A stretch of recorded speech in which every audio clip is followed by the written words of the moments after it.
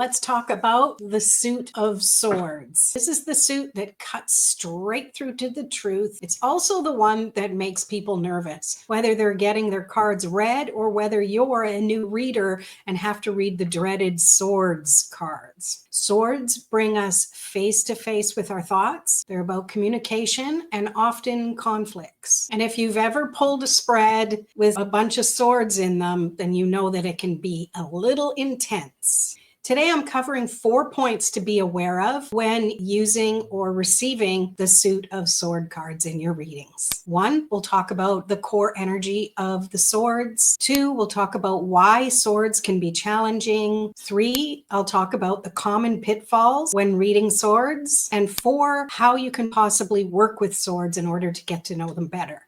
So let's dive in. So the core energy of the suit of swords is that it's the element of air, and air has to do with our thoughts and our intellect, our mental energy. A common thought is that the most uh-oh moments in your tarot reading happen with the suit of swords. Like the heartbreak card with those 3 swords jabbed into a heart. That doesn't look fun. That doesn't look comfortable. Or maybe the anxiety of the 9 of swords, or the total wipeout of the 10 of swords.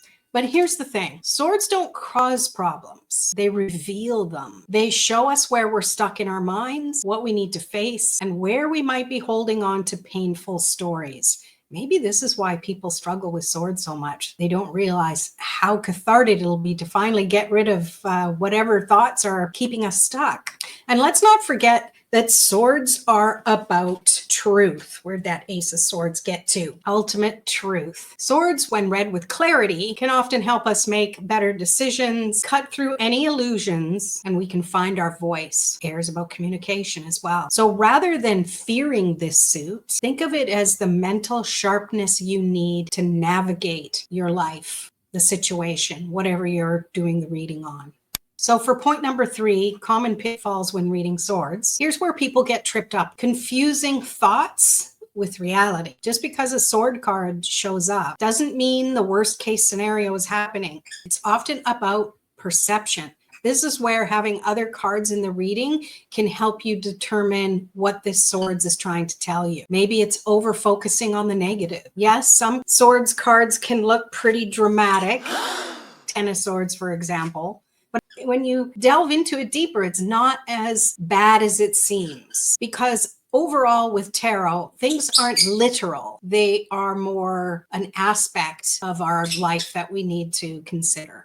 So I see you, 10 of swords, but it also marks a breakthrough and endings. Some things we want to end. We want to end thinking negative thoughts, for one. That's a good swords card energy. Another thing is forgetting the power of communication. Swords can be about that mental struggle, but they also highlight the need for clear, honest conversations. Sometimes a tough truth will set you free. So the 4th point, how to work with the suit of swords. The key is to do it without spiraling into overthinking or worrying when a card shows up in your reading, like, oh no. Here's some tips.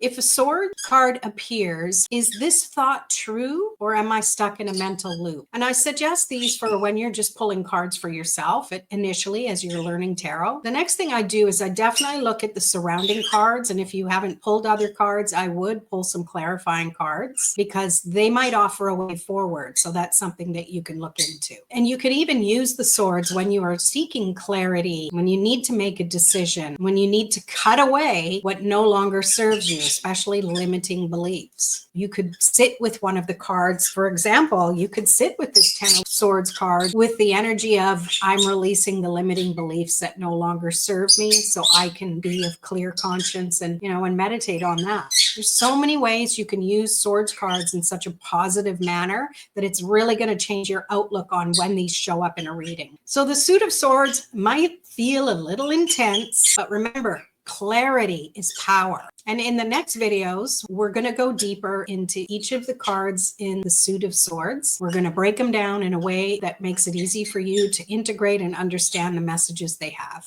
So tell me, what's your relationship with the suit of swords? Do you love it? Do you fear it? Do you dread it? Or something in between? Drop your thoughts in the comments and we'll see you in the next video. Peace.